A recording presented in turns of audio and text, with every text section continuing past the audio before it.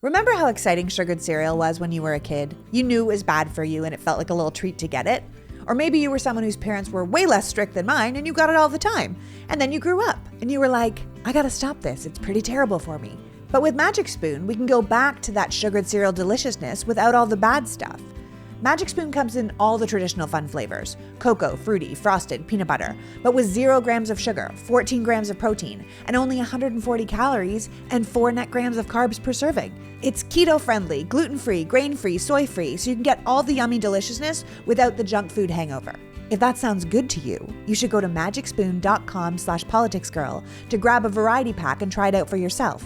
Be sure to use our promo code POLITICSGIRL at checkout to save $5 on your order. Magic Spoon is so confident that you'll like their product, it's backed with a 100% happiness guarantee. So if you don't like it for any reason, they'll refund your money. No questions asked. Remember, get your next delicious bowl of guilt-free cereal at magicspoon.com/politicsgirl and use the code POLITICSGIRL to save $5 off. Big thanks to Magic Spoon for sponsoring this episode. Today's pod is brought to you by Sunbasket. And if you're a busy person like me, or someone that's just better at eating food than you are at cooking it, Sunbasket is for you. Sunbasket delivers healthy meals using organic produce and sustainable seafood and meats, so you don't end up stuck shopping and cooking and trying to keep healthy all by yourself. Seriously, Sunbasket puts the whole thing on autopilot with easy prep meal kits for lunch and dinner, quick healthy snacks, or grab-and-go breakfast for busy mornings. It feels like you're hacking the system, which is about as close as I'm ever going to get to hacking anything. With new recipes from award-winning chefs to keep you inspired, whether you're vegetarian, paleo, gluten-free, low-carb, high-protein, Sunbasket has something to check out in every box. Set up a weekly delivery, skip a week when you need to. It's simple and easy, and let me tell you, we can all use a little more simple and easy in our lives. Right now, Sunbasket is offering $90 off and a free gift when you order. So go to sunbasket.com/politicsgirl and enter promo code POLITICSGIRL at checkout. That's sunbasket.com/politicsgirl and enter promo code POLITICSGIRL. We all need to eat well, but it's pretty great to not have to think too much about it. Hats off to you, Sunbasket. When Masterworks approached the show to be a potential sponsor, I was totally confused about what they did. Because this pod is so fundamentally based in facts and truth, and I really do my best to try and give you things straight, I won't do sponsorships with companies I don't believe in, and in this case, I didn't even understand. So Masterworks got on the phone with me, and they blew my socks off. Okay, so you know how the ultra-rich invest in art? Like that's a thing? Like when Mitt Romney recently said, we can't tax the rich too much because they'll just take their money out of the stock market and put it in art? Well, that's what I'm talking about. Masterworks is an innovative startup that allows regular people like you and me to invest in iconic works of art like Basquiat's and Warhol's without being millionaires ourselves. Do you know what's outperformed the S&P for 15 years in a row? Art, or what the fancy call resilient alternative assets. So while only certain people can afford a Picasso for their wall, Masterworks is allowing regular people to invest in them for their portfolios. They are democratizing the art market. And it's not only wildly cool, but it's a consistent and stable return. I don't know about you, but I've always wanted to invest in art. And now we can. Get started at masterworks.art/politicsgirl. And Masterworks will give Politics Girl listeners priority access to their latest offerings. I'm not kidding. I highly recommend you check this out. It is a super cool company. That's masterworks.art/politicsgirl. See important disclaimers at masterworks.io/disclaimer. If this was a Marvel movie, there would be like a black cloud of malevolence, right, that would move and it would occupy all of the breakdowns that you can seek to name, right? It's penetrated and it's there. And so now it calls itself the Republican Party home. Well, you make a good point.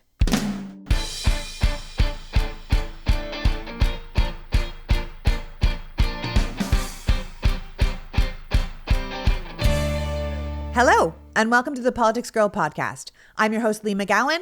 Let's get into it. This week's episode is a candid conversation with American strategist Steve Schmidt.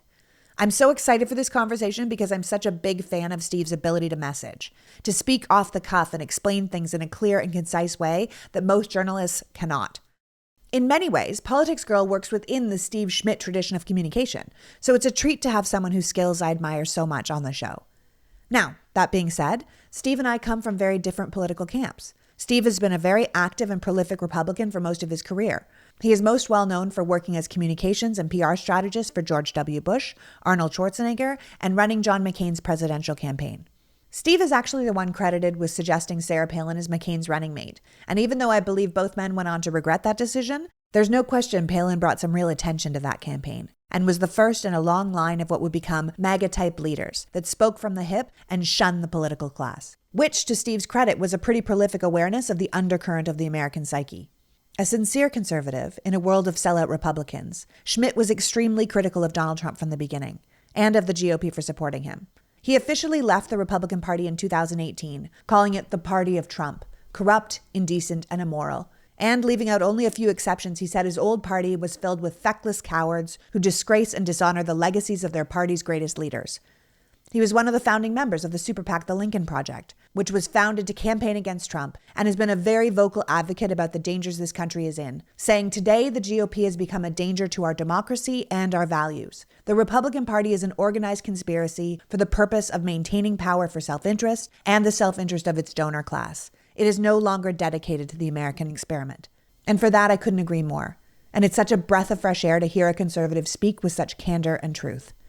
So without further ado, please welcome Steve Schmidt, strategist, gifted communicator, and passionate fighter for American democracy. Welcome, Steve. It's so great to be with you. Thanks for having me.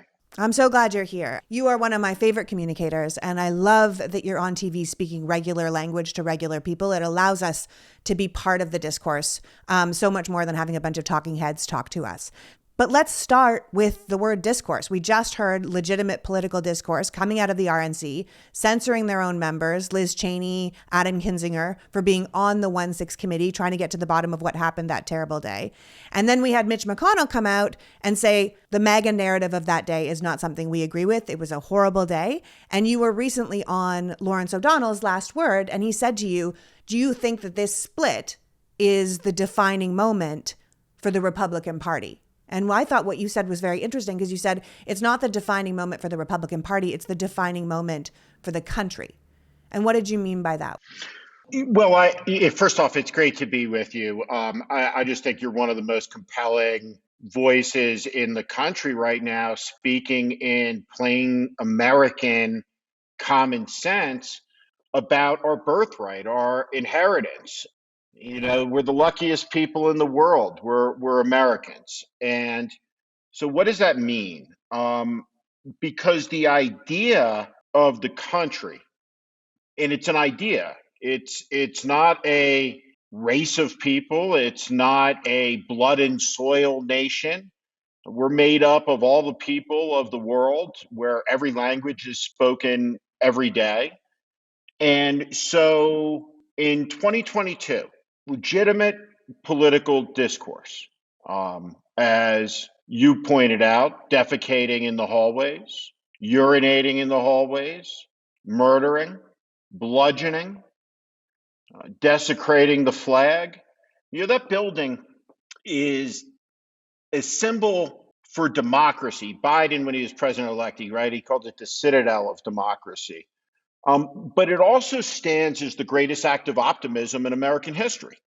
You know, Lincoln insisted that it be completed during Civil War, so that government of the people, by the people, for the people could be reconsecrated. Its defilement and the embrace of legitimate political discourse isn't just an apologia, it's an embrace of a worldview. And what the worldview says is that the strong can take from the weak because they're stronger.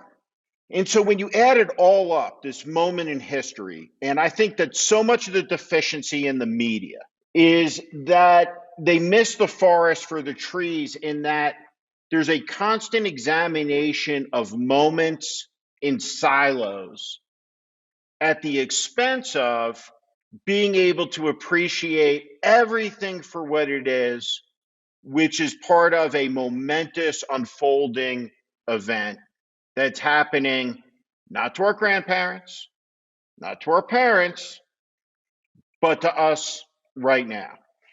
And there's a story I just like to share with you, right, and your listeners too, and it's so perfect for this moment in time. The architect of the world that we live in was the greatest president of the 20th century, and a man who was very, very, very close to being Lincoln's peer, and that was Franklin Roosevelt.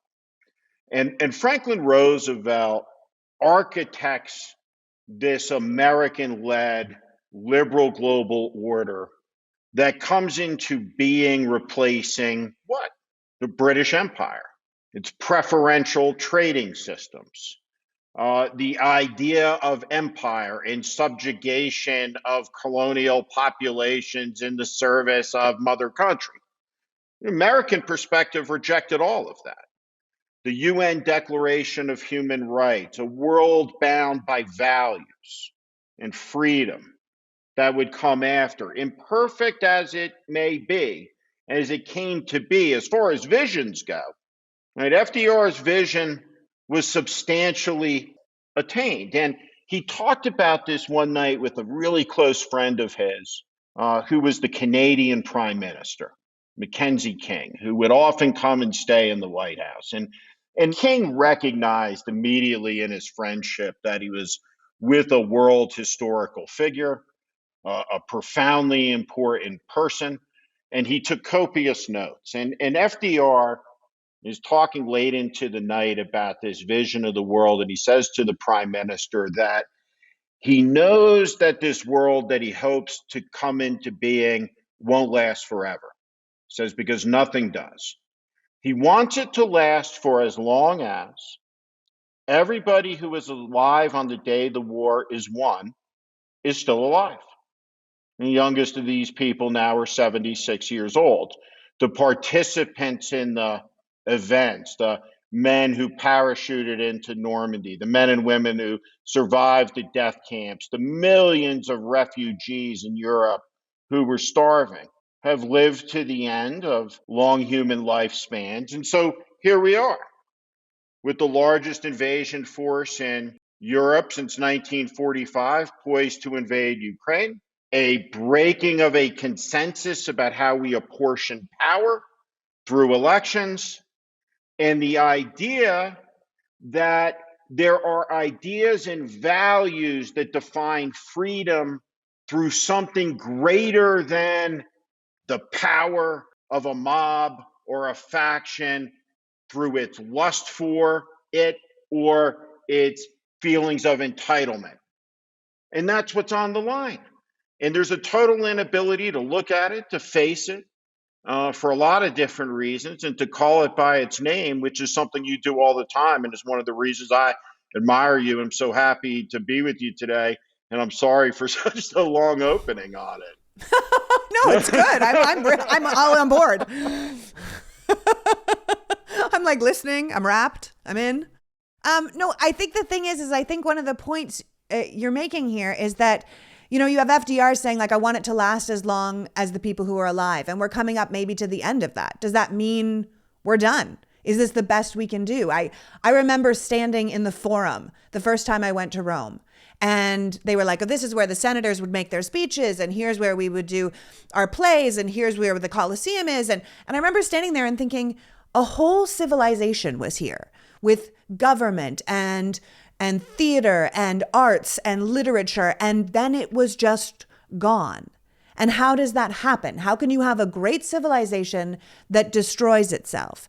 And then I look at America and I think, oh, well, this is how, you know? And I wonder if we don't stop the path we're on now, if we end up, quite frankly, with the planet, I'm not sure if there's going to be anyone standing in our quote unquote forum, but if we don't end up losing what it is that we have. You made a very good point when you were on Lawrence's show. You said, despite all the flaws of the country, all the hypocrisies that the country has, it's an amazing place. We're an extraordinary country.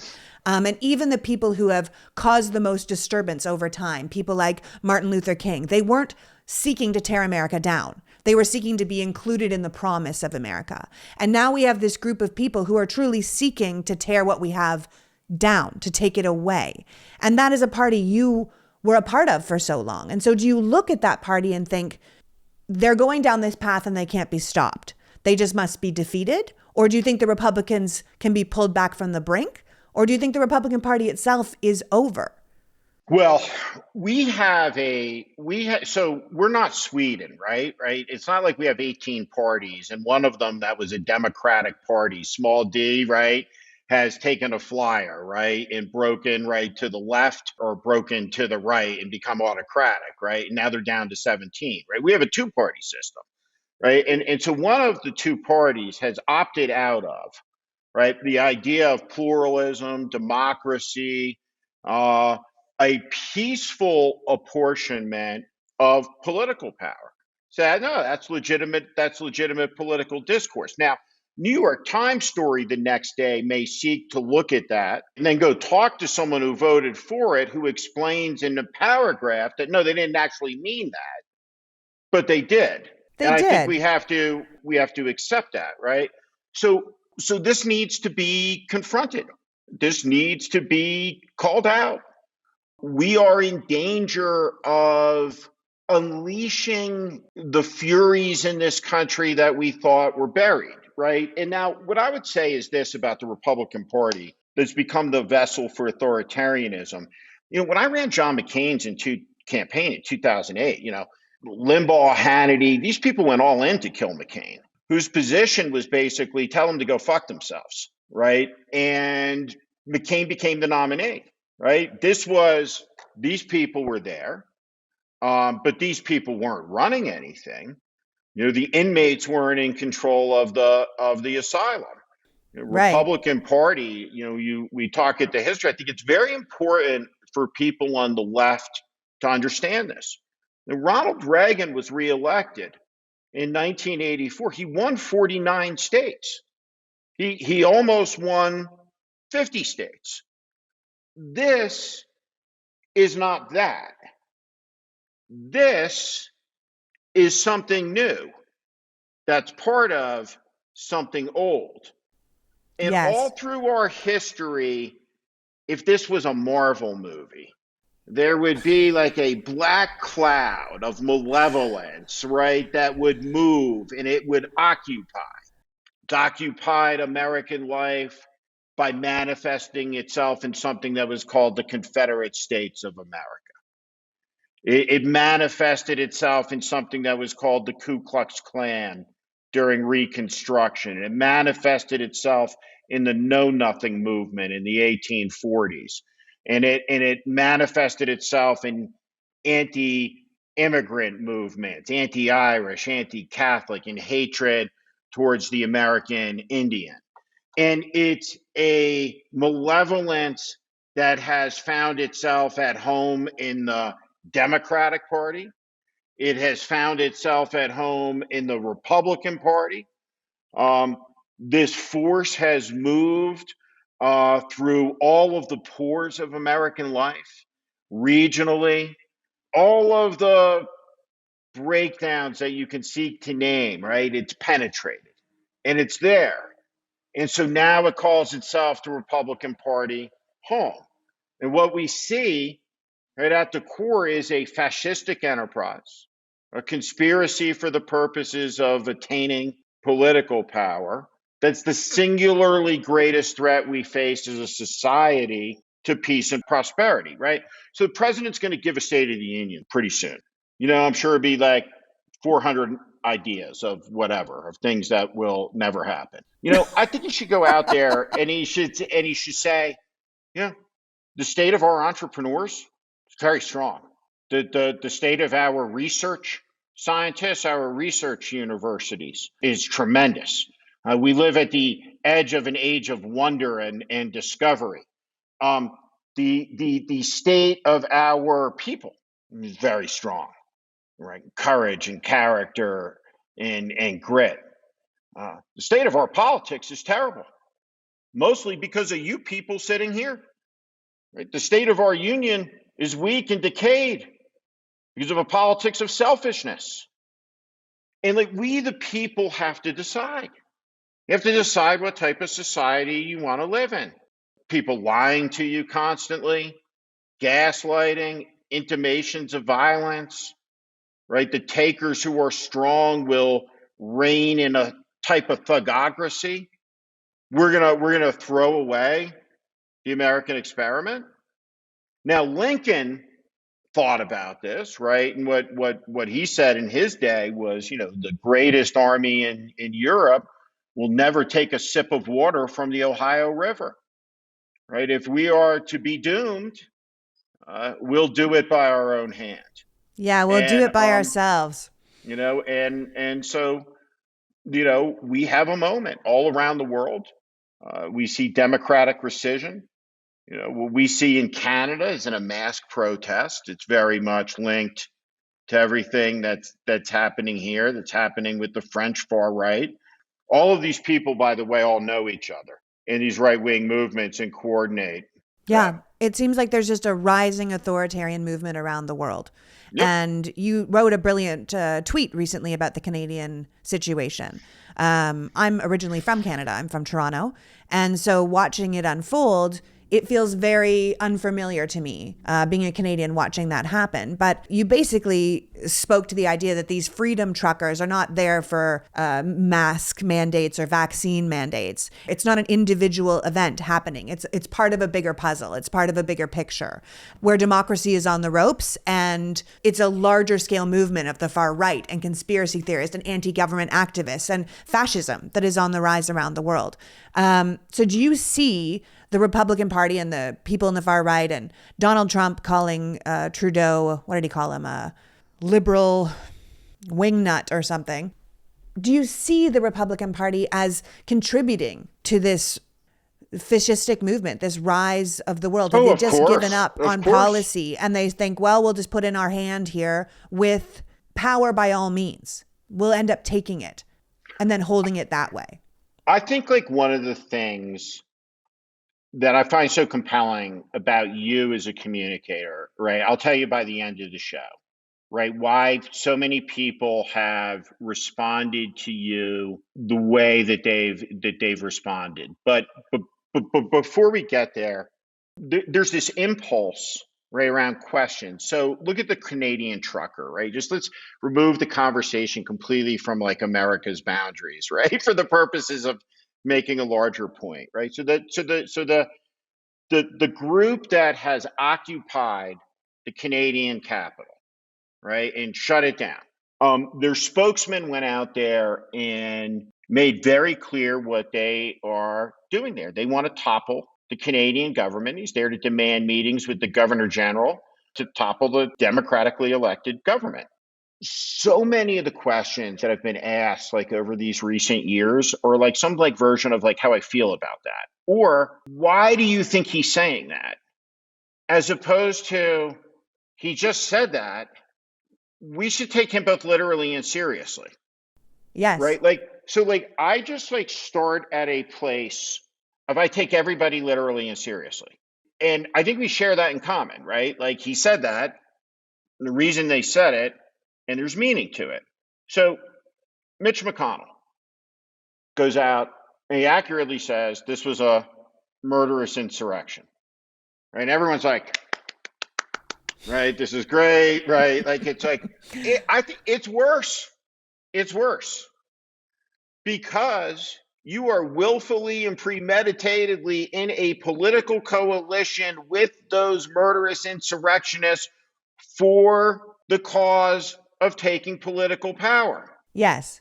He looks at Steve Bannon and he looks at Peter Navarro, Rudy Giuliani, and the rest of this terrible freak show, Alex Jones, and his conclusion is what?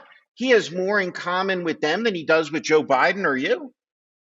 It's insanity, right? The tribal impulse is so strong, the party identification so powerful with these people, it's erased any attachment to an American identity.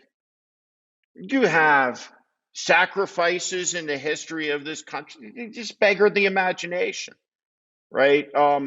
When you think about how freedom was expanded, it's not a break with Trump, right? His problem is that issue is the irreconcilable issue, right? The conservatives and the fascists can't sit together. The lesson of history is the fascists ultimately devour the conservatives. before they devour the society. Mitch McConnell is approaching this as a tactical political problem, not the fundamental moral philosophical question of our time. Yeah. Whether we are going to put a knife in it, the American experiment, and say, no, there's a better way. This doesn't work. People can't be trusted to pick the leaders. Donald Trump will take care of all of that for us. God forbid. Right? And so much of American politics then, has devolved to this idea that the vote is really a weapon, right? To punish the other tribe, by sending politicians to Washington to do what's supposed to be the people's business in the name of a public good, right? To punish the people they don't like. Yes. So we have a very, very, very broken politics in this country, which is a resilient country. You can look at the 1890s, the 1880s, right? The first 2 decades of the 20th century. We had a lot of tumult. We had a lot of change. I mean, the Industrial Revolution, was as consequential, to changing, society as the technological revolution is today. We are in a momentous age, with all of this disruption, all of this change, and change, like wet, hot, and damp, produces fungus, right? That type of change produces demagogues and authoritarians. Well, change also scares people. Sure. People are afraid of change. And when people are afraid, they tend to lean towards strongman leaders. They tend to lean towards someone that says, I will take care of this. I will get it for you. I will do it. Leave it to me, which is how we end up with terrible leaders to begin with, because somebody says, look at how slow this takes for this to get done. Look at how much time this takes to get done. But give me the power and I will make it go faster for you. Right. Give me the power and I will solve all your problems. And then, of course, that never happens, which is why I wonder why someone like Mitch McConnell, who's clearly a brilliant mind, I think he's an evil genius, but a genius all the same. He's very good at what he does. He feels to me like those people that thought they could control the monster, and the monster has gotten out of control. And in some ways, I feel like the monster is less Donald Trump and less the Ron DeSantis of the world and more their own base. I feel like the base itself is now leading the party, what the base needs, what the base wants. And they are debasing themselves to appeal to that base.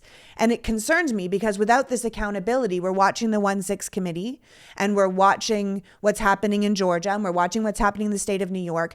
And people are dying to see accountability. They're dying to see these leaders who have clearly broken the law and have clearly done multiple crimes see justice. And I think that there's a lot of people in America that are sort of losing hope. If we don't see these people come to justice, should we just give up? Should we say we're going to lose? It doesn't matter. Truth doesn't matter.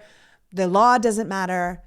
And what are your thoughts on that? Because I think people are getting very nervous that this terrible behavior will not be held to account. And when it's not held to account, people will give up. They will no longer have hope that good will win. Yeah. So they may as well have the best deal with bad. Does that make sense? It's the fundamental societal issue, right? To me, that explains everything, right? It's the collapse of trust. And part of the reason you have the collapse of trust is because there was a obliteration of the premise of accountability for anyone up the food chain, right? When we're talking about the things everyone did, I'm just thinking, right? It's thank God, though, it's nothing serious, like a black kid smoking a joint, right? Someone selling a loose cigarette on the street or walking with Skittles. Right. Selling a Lucy or, anything like that. So I just think if we don't see accountability, people are going to. But we haven't had accountability in a generation. Look at the defining event, right, that produced all of this, right? More than anything else was the financial collapse, right? Yeah, 18 million people lose their homes or families lose their homes, right? Not a single Wall Street banker goes to jail, right? A Marine private losing his rifle is a much bigger deal than a captain of a ship getting drunk and crashing it, right? We have an inverse proposition, right, on all of this stuff. Now, at the same time, the only thing worse for this country I could conceivably imagine, is one political party chanting lock them up, right, is to have a second political party, chanting lock them up, right? So, part of this is we have to be consistent in our fidelity to the rule of law and democracy, in the sense, the truth is, like, we're not going to know until sometime later what's going on in the Justice Department, right? We're not Which going to know, I think is a right? good thing. I think that Right. they're It's a not good thing, supposed to of tell us. course, I think right? we're all trained to think that Yep. law works like a TV Right. show and we're going to get a result right And it away. doesn't. And if this is really as big a conspiracy as it appears to be, the amount of unraveling to get it correct is going to take a very long time. And I can say I personally have patience for it. I personally still have quite a bit of faith in Merrick Garland. I think what he did with the Oklahoma City bombing was incredible, but the Oklahoma City bombing took him a year and a half, 2 years to unravel, to make it perfect, to make that stick. This is what, thousands of people, hundreds of sitting Congress people, the president of the United States, who we have never indicted before. This is all unprecedented. Yeah. And so And I can have patience. It's just without the accountability, I think we're doing what Sarah Kendzior calls elite criminal impunity, where people give up on the country because it seems so unjust and so unfair. And we want people to believe in the country enough to fight for it. And if they feel like the country really only works for some and not for others, then it dampens their spirits. The societal problem, right, which is the expectation, like what you're saying, right, is like, can the big, powerful person do whatever they want, right? There's a lot of evidence to suggest the answer to that question is Yes. absolutely, right? And you watched all of this played out, you watched it, you watched it all be flaunted. Now, I don't have a doubt that we're going to find out everything that happened by the microsecond from the work of the 1-6 investigative committee, right? And then as a society, as a polity, as an electorate, right? And I don't give a shit what political party you're in. As an American, you got to look at that and you have to act. I remember being at the Oklahoma City Memorial 10 years on. I flew out with Cheney, who went out and did the speech, and President Clinton was there too. And that was one of the finest moments of his presidency. But I'm happy you brought that up about Merrick Garland, because we're all the sum of our experiences, right? And so anybody who was there, who saw what right-wing domestic political terror and violence could do, right, and looked at the pictures of the babies that were killed, I have literally zero worries that Merrick Garland has any question whatsoever how dangerous this all is by virtue of those experiences. Right. The power of the right-wing extremist, the power of the anti-government. There's another policeman. I like this story. It's his career was defined by a murder trial that he was the lead interrogator for, that he did not talk about for a long time afterwards. And he was asked a question in the early 1980s if the experience interrogating this murderer changed his perspective on anything. This man was an Israeli police captain named Avner Less, and the man he was interrogating was Adolf Eichmann, one of the architects of the Holocaust. And he said, it changed my perspective on everything. Most importantly, my belief in democracy, because an Eichmann is only dangerous in a dictatorship of the left or the right. He said, it doesn't matter. We won't ever have, by the way, a left dictatorship in America. We'll only have a right dictatorship, right? But just as the academic point he was making, dictatorship either way. To speak to what you're saying about anyone that was there and saw what happened in Oklahoma knows the power of the right-wing terrorists, knows the power of right-wing extremism, knows what we're up against with this rising authoritarian movement in the U.S. Mm-hmm. How do we counter this network of propagandists that are working for that side? You're a strategist, you're a wordsmith. How do you fight propaganda without equal and opposite force to push back against it? We have no Fox News on the left. The mainstream media is just devoted to both siding things. We just had Maggie Haberman come out saying she knew that Trump was getting rid of, White House documents, and she saved it for her book. She didn't put it in the paper where it could have helped us. She waited to profit off it. And so how do you counter this onslaught of, for lack of a better term, fake news, to make sure that the truth is out there at the same level that the lies are? The right is good at this. They're excellent at this. And as a strategist and a messenger yourself, how do we counter that? So the second part of what Les said, his takeaway was that there are Eichmanns all around us. They're just harmless and benign in a democracy. They only become deadly in that dictatorship. So what is it? And why is that? Why do they only become deadly in a dictatorship? Because democracy in all of its forms, and all of them are imperfect, is and it's American, it's Canadian, it's the only system of governance, of societal organization that has ever existed, that puts the dignity of the human being above the power of the state, that removes from the power of the state the sovereignty of the human being, to love, to create, right? The idea of natural rights in all of these forms, right? It's the antidote to brutalism. Is democracy imperfect? Of course, because it's government of the people, by the people, for the people. And people are imperfect. Right? The answer to all of this is to embrace America, to embrace the idea, to embrace the struggle. Martin Luther King, like I pointed out, you said earlier the other night, didn't want to tear down the society. He wanted to be included in its promise. Yeah. Right? We have a 350 million person almost country that's gigantic geographically. A lot of people in it.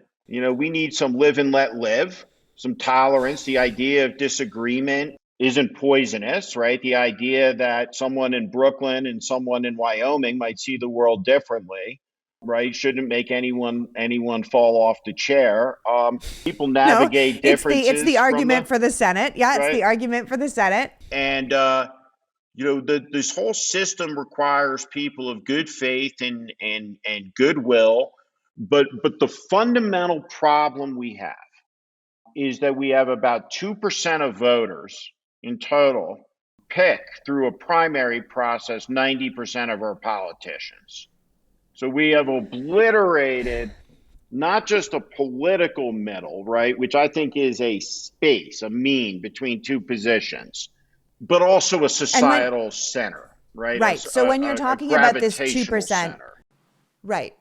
When you're talking about this 2%, just so the people who are listening understand, are you talking about when we come down to a couple of swing states that decide the election? So it ends up being like 40,000 people in Pennsylvania making the decision for the whole country. This is what you're talking about, this 2%. Well, I'm talking about the Constitution of the House of Representatives and 435 members. 90% of those members, right, don't have any type of competitive elections, right? They don't have any type of incentive towards common sense or to accommodation. You have to be able to work things out, right? You have to be able to do business. You have to be able to cut deals. I live in the state of Utah. I live in the Intermountain West. We have an enormous water problem here, right? I completely understand that New York and New Jersey, as a New Jersey native, that the Lincoln and Holland tunnels are decrepit and the infrastructure is falling apart. Let's do business. That's how this is supposed to work. Right. This embrace of a nihilism in the service of what? Rupert Murdoch's ratings, right? We live in an age of vast stupidity, malice, all of these things, but so much of it is all contrived. We have a algorithmic prison that's been constructed by a company that's in essence a mass surveillance company. that prevents, through really almost an impenetrable wall, information breaking through that is true, that's reality based. So we have a societal warping effect, right, between the technology. It's not like we didn't have crazy people before in the society, right? So we have the same number of crazy people, but now they're all connected, right? That's a new thing. They're Okay. all connected and Right? their voices are amplified and they're put in the same platform as someone who is an actual journalist and they're given the same weight. So that Right? becomes a problem. Right? Becomes a Yeah. problem. We have cowardly and craven politicians. We have the need for somebody to go out there and articulate some vision for an era of reform, right? Yes. Which then comes to like what I would say about you, right? Which is, as someone who, took to social media, talking about politics, and people have really responded to you. And so, like, what I would say is, on a communications basis, who is the closest Democratic elected leader to you, right, in terms of an ability to communicate just at a skill level, right? And I'm not sure I can tell you who that person is off of the top of my head. But what is the difference between you and that politician? The Democratic politician talking about these issues. And I'll tell you what the difference is. And it's an answer to what we need to have in this country. Have you ever had a staff meeting to ask the people around the table what it is that you should say before you've gone on and said it? Have No. have you ever taken a poll? Right? And no. Right? No. Right? What you do is assert conviction, and people respond to it. It's a conviction about the country that the overwhelming silent majority agrees with. Right? You wanna understand, and so it drove me batshit crazy, right, during the 20 campaign with the Lincoln Project, right? I'm sure with the Midas Touch guys, right, is were the ads effective? Well, there was a study by a DC Democratic super PAC that said on their polling, no, the ad wasn't effective, right? It didn't persuade voters. And there's this belief that the way you communicate, right, is you put a dial into the hands of 400 people and you show them a TV ad, and they turn that dial to the left and the right, and you find some mean between the 400 people and some magic word, usually a preposition, that's gonna trigger an outcome, right? You know what it Yeah. produces? It produces bullshit. It Yeah. produces vanilla, Generic, bland, vanilla, generic nothing. oatmeal. Conviction, Yep. conviction, right? So, like, for 6 years, like, what's worked? What have people responded to in the marketplace, just anecdotally? What they respond to is conviction, right? Why is Eric Swalwell, right? Why is Tim Ryan, right? Why is Schatz from Hawaii? Why is it Beto right? O'Rourke in Right. Texas. It's Yep. conviction. The country must have an era of reform. It's so badly needed, but you don't get there talking pablum. There is a extraordinary thing that, like, we should just be honest and talk about, right? That is absent completely from the conversation. I've gone all in fighting Donald Trump. I feel, just at a personal level. Everything I've ever said about him, I believe is true, right? You As stand a behind it. Yep. as a threat, like, I stand behind it. It seems to me that there's no mystery left. There's no details really to be learned about him, about what they believe. It's all staring at us very plainly in the face. 5 years of chaos. So this moment's going to depend on an application of common sense, people caring enough to not let a small quorum of whack jobs take over the school board in community after community after community all around the country. But it's going to require a conviction, a conviction that there's possibility for a better day, conviction steeped in the American idea, and people who can communicate it clearly. Well, It's not a hard choice. And what bringing it full circle to the great political dilemma is the Democratic Party is losing to these people right now. They're going to lose, right? And so it begs a question: if they are as terrible as I'm saying they are, and they are, how could it be you could lose to those people? And there's a reality here. A coalition in this country came together just by the structure of the elections in 2018. It had a lot of Republicans in it, a lot of Republican women in it, and it basically was like, Trump's crazy, we're putting a check on him. Made Nancy Pelosi the speaker. In 20, that coalition held together for Joe Biden, right? But it collapsed below him.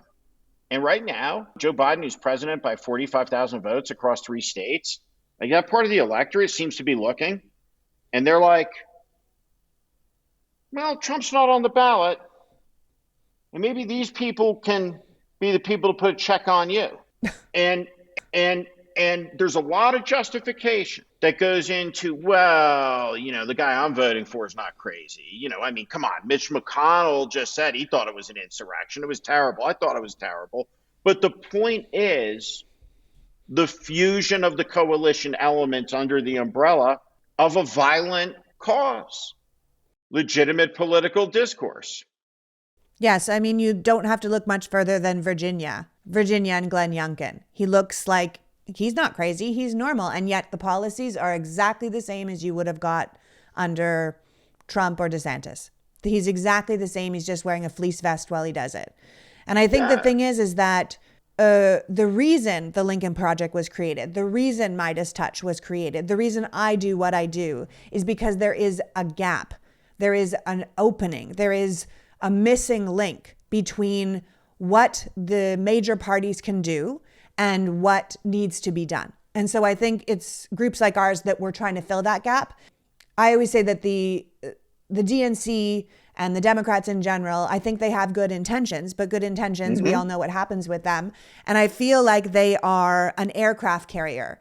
And even if they want to change direction, it takes them so long to change a couple of degrees, and we don't have that kind of time. So I see people like the Lincoln Project, I see people like what I'm doing, I see what the Midas guys are doing as helicopters going off that aircraft carrier, speedboats going beside it. We're not part of that machine. We are outside of that machine, and we speak in a way that will allow people to connect with their democracy and connect with their country and say, this is a real problem. I'm speaking to you in real terms, and you can't check out now. This is not when you check out. This is not when you say, well, we voted Democrat last time, I guess we'll just vote Republican this time. It speaks to what you were saying about the 2% making these decisions. I say all the time, if your district is gerrymandered, if your district is safe red and you think, oh, I'm in a safe red district and I'm a Republican, isn't that wonderful? And I say that's not wonderful, because if it's a safe red district and you are a Republican, please know they don't answer to you. They answer to the people that made that district a safe red district. They're not responsible to their voters. They're responsible to the people that drew the lines. They're responsible to the donors. They're responsible to the people that kept them in power. You want a government that is responsible to the people. And the only way you get that is with a working democratic system, which is what we have to keep pushing for and reminding people that it is that essential and that it is that fragile. We're really holding it in our hands right now. And it's the choices we make in the next 9 months that will really direct the state of this country. Yeah. And I have to let you go. I know I have to let you go. But ultimately, you and I, we come from different sides of the political spectrum. Really, you were a lifelong Republican. I would be a lifelong liberal. But we're now on the same team. And I think probably you and I would always have seen eye to eye because we both like political discourse. We both are not extremist on either side. But we're both currently on Team American Democracy. And if you were going to leave people with one idea of what they should do or why they should care about the midterms, about the 2024 election, about American democracy in general, what would you want to tell them? You can't opt out of one part of it. You opt out of all of it at once. And when you opt out of it, meaning democracy, you opt out of the rule of law. You opt out of the idea of fairness. You opt out of the idea that you're protected from being bullied by something or something more powerful than you, because all that matters right at that point is the favor of the leader. When Rudolph Giuliani or a Newt Gingrich talk about locking up political opponents, they're talking about me and you. I know. And is the journey by miles? Think about it this way. From the day that Newt Gingrich became speaker to him just recently calling for locking up you and me, what's the longer and shorter journey, right? Is it from that point A to point B, or is it from the locking people up to the executioner's wall for political beliefs? Because history will tell you it's the back half of that journey is the much shorter one, right? Yeah. So we live in an era like where we seem like really immunized from tragedy, even with the tragedy of COVID. I'm talking about 10 million European refugees, right? Like destruction of a 21st century war by like the Russian army, right? In a country, right? I'm talking about like mass suffering, right? Like oppression politically, the government owning the TV stations, all of this, right? You should never underestimate man's capacity for cruelty when it's unrestrained by the checks and balances that only democracy provide in all of human history. And so, like, are we in a bad and dangerous place? Yeah. I mean, look, here's the deal. I played a leading role in 2 presidential campaigns, and there's a lot of heated rhetoric. Do you know what the difference economically we were fighting about, like in tax rates, between those 2 presidential campaigns? I do not know that, Steve.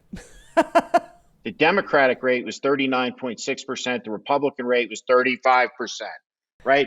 This is the delta, right, between a just and an unjust society. It's not performative anymore, right? We're not arguing between a centrist course around the middle of the field, right? This is an era of extremism.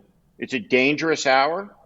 And if people are not participatory in it and they can't recognize the danger, we'll lose the country. I mean, it's just as simple as that. You can lose it to indifference. You can lose it to malice. In the end, there's only two ways to win a fight. You can bring your opponent to submission. Think Germany after World War II. Or your opponent can bring you to exhaustion. Think of the Taliban and the Vietnamese in the United States Army. We cannot be exhausted by the insanity, by any of this, or we will lose it. And despite whatever faults the Democratic Party has, how unyieldy the faction may be, how unyieldy the coalition may be, it's the only institution that exists in the United States of America today that exists for purposes of stopping the only institution in the country that has sworn itself now to the purposes of political violence for the achievement of political power, right? So one is a much better alternative, right, than the other, even on the former's worst day. And I think we got to bear that in mind. There's a little bit of grace and generosity of spirit, but we're approaching in politics the bullshit stopping line, and we gotta get ready to focus on the election and do everything that's possible to frame this in a way that Republicans will not take power and cause 2 years of abject chaos in the lives of the American people. Thank you so much for having me. Thank you so much for joining the conversation today. My only hope is that we get to a point in American democracy where you and I end up sparring over percentage rates again. And that's what we're discussing. We're a long way off. I know. We've got a lot of work to do. We might spend some time in prison in the meantime. But thank you so much for joining me today, Steve. You're such an inspiration to me as a messenger. And I just hope you just continue to go out there and do your great work and promote democracy, and I will do it from my side as well. Thank you.